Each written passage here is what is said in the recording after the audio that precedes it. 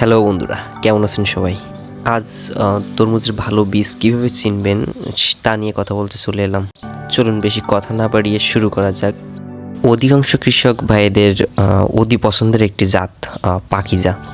এই পাকিজা বীজ আপনারা কীভাবে অরিজিনাল যে পাকিজা বীজ কীভাবে চিনবেন সেটা আপনারা স্ক্রিনে লক্ষ্য করুন। ইন্ডিয়ান পাকিজা বীজে কিন্তু নোহান ইন্ডিয়ান লিমিটেডস লেখা থাকবে। আর আপনারা যদি স্মার্ট ফোন থাকে তাহলে কিন্তু এই কিউআর কোডটা স্ক্যান করে দেখে নিতে পারেন। তরমুজের আরও একটি অতি পরিচিত জাত হচ্ছে আস্থা। আস্থা বীজটা আপনারা এই একইভাবে পাকিজার মতো একইভাবে আপনারা কিউআর কোড এবং ইন্ডিয়ান প্রাইভেট লিমিটেড এই লোগোগুলো দেখে আপনারা ক্রয় করবেন। আর বিশ্বস্ত প্রতিষ্ঠান থেকে ক্রয় করার চেষ্টা করবেন।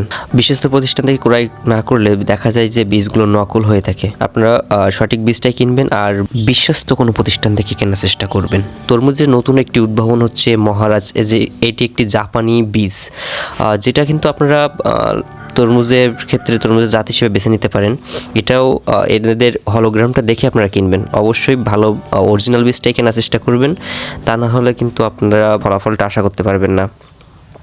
আপনারা এই লোগোটা অবশ্যই দেখে কিনবেন, এই হলোগ্রামটা দেখে কিনবেন। আর টোকিও জাপান এটা দেখে কিনবেন, এটা জাপানি একটি বীজ। আর তরমুজ চাষি ভাইদের আরও একটি পছন্দের বীজ হলো বিগ পাঞ্জাব। এরা সোনামণি সিড প্রদান করে থাকেন, তারা ডেলিভারি করে থাকেন। এটি একটি ইন্ডিয়ান প্রোডাক্টস, যেটা আপনারা এই হলোগ্রামটা দেখে কিনবেন। এটা কিন্তু ইন্ডিয়ান একটি হলোগ্রাম, যেটা অন্য কোনো প্রতিষ্ঠান কপি করতে পারে না।